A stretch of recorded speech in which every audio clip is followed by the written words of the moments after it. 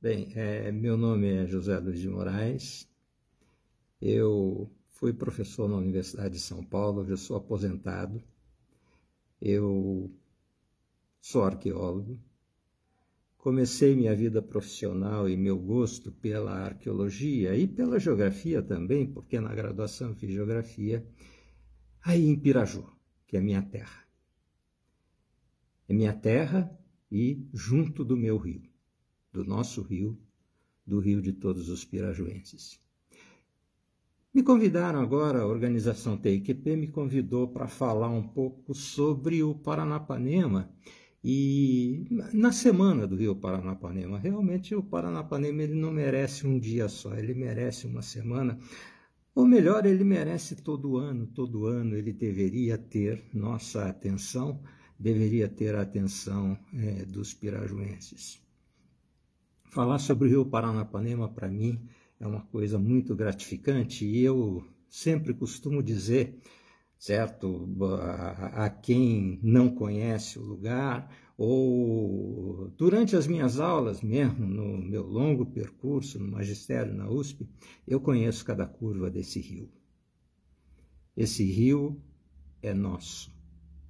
Esse rio é de Piraju. Embora ele não nasça em Piraju, ele não tem a sua foz em Piraju, o coração dele está em Piraju, bem na metade do seu traçado, do seu curso. A gente pode falar sobre o Paranapanema longas horas, mas eu vou, nesse espaço aqui, certo, falar sobre o Paranapanema em três aspectos, tá? Considerando três vertentes, eu diria. A gente pode falar do Paranapanema, do nosso Panema, na perspectiva jurídica. Bom, é constitucional, ele é um bem da União. Por que ele é um bem da União? Nos seus 900 e poucos quilômetros de extensão. A nossa Carta Magna diz que um rio que separa dois estados, ou corre de um estado para outro, nós repartimos, a partir da foz do rio Itararé, nós repartimos, o estado de São Paulo reparte o Paranapanema com o estado do Paraná, e por isso ele é um bem da União. E é claro que nesse aspecto a União dita regras a respeito, tá? Mas essas regras, elas têm um limite que pode ser dado por outras circunstâncias que eu vou dizer daqui a pouco. Um outro aspecto que a gente poderia abordar aqui no Paranapanema é o seu aspecto econômico, tá? Ele é um bem da União e ele é um bem econômico, ele é aproveitável, suas águas podem ser aproveitadas para gerar alguma coisa, gerar energia elétrica. E vejam bem, a preocupação com esse aspecto do Rio Paranapanema, essa qualidade do Rio Paranapanema, começou ainda no final do século XIX. Nós tivemos um trabalho da Comissão Geográfica e Geológica, da então província de São Paulo. Ela foi instituída pelo governo da província ainda, nós estávamos aqui em São Paulo já no começo da riqueza da cafeicultura, então o governo da província instituiu uma comissão com notáveis, inclusive estrangeiros, tá, para fazer um mapeamento das potencialidades dos rios paulistas, e o propósito naquela época era mais, eu diria, a navegação, tá? Mas, logo de cara, a Comissão Geográfica e Geológica, que emitiu um relatório em 1886, o relatório foi publicado em 1889, tá? Chamou atenção para o imenso potencial hídrico do Paranapanema. E logo de cara, ele não vai servir para navegação, mas ele vai servir para outra coisa. E essa outra coisa, ou seja, a geração de energia elétrica, ela recrudesceu a partir dos anos 50, quando então o governo de São Paulo fez um inventário da potencialidade das bacias hidrográficas do estado de São Paulo e o Paranapanema, claro, certamente incluído.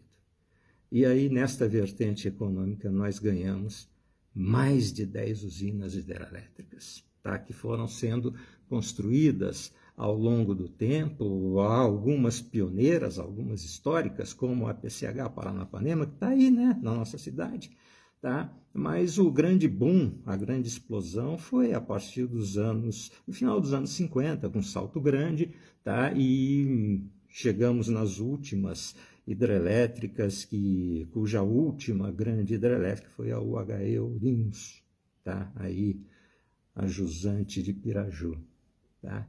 Então o Paranapanema ele pode ser abordado nesses dois aspectos. Mas hoje, gente, existe uma terceira abordagem que é a mais importante, tá? A abordagem patrimonial do Paranapanema, tá?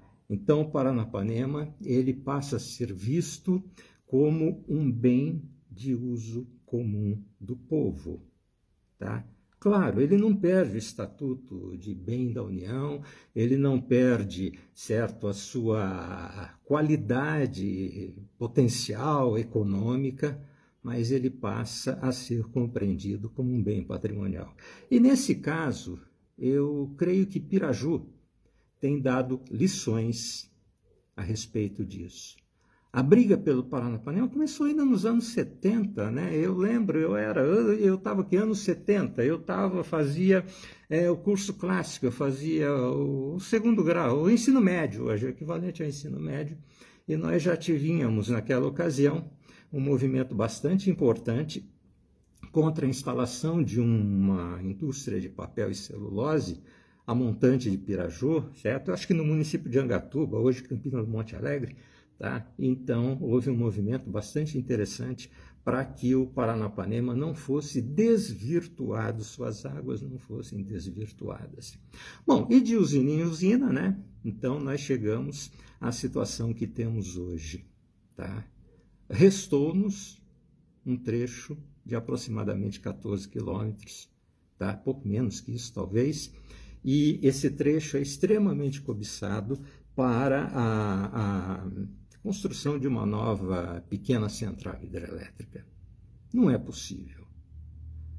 O Paranapanema já deu de sobra a sua contribuição para a ordem econômica desse país e, a partir de agora, com certeza deve prevalecer essa vertente patrimonial, ou seja, o Paranapanema, um bem de uso do povo. E o uso estético, o uso patrimonial, o uso paisagístico, tá? Que com certeza também envolve uma questão econômica. Piraju é instância turística hoje, e o Paranapanema, da forma como está, nós temos trechos do rio represados, um deles é uma represa histórica. Hoje a represa do Paranapanema, da PCH Paranapanema, dos anos 20, começo dos anos 30, ela é um bem paisagístico já incorporado no ideário da população pirajuense, e tudo bem.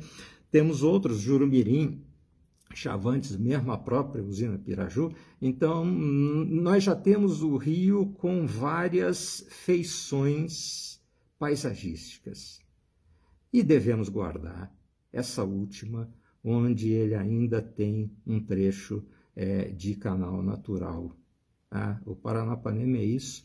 E esse trecho ele é vivo no sentido que ele ainda demonstra as suas qualidades originais, suas corredeiras, tá? É muito importante a questão de preservar essa paisagem. Tudo bem, a água do Paranapanema é bem da União, há coisa econômica envolvida nisso, mas há algo muito caro para a população pirajuense, para mim, para vocês que brigam pelo Paranapanema também, cada um dentro da sua especialidade. A minha é mais técnica, eu tenho brigado por isso, mais dentro da questão técnica. Então, eu acho extremamente importante, certo, que continue, certo, a prevalecer, essa luta deve continuar, certo, para que se preserve, não é só a questão da água do rio, é a questão da paisagem, de um complexo paisagístico, de um sistema que tem aí.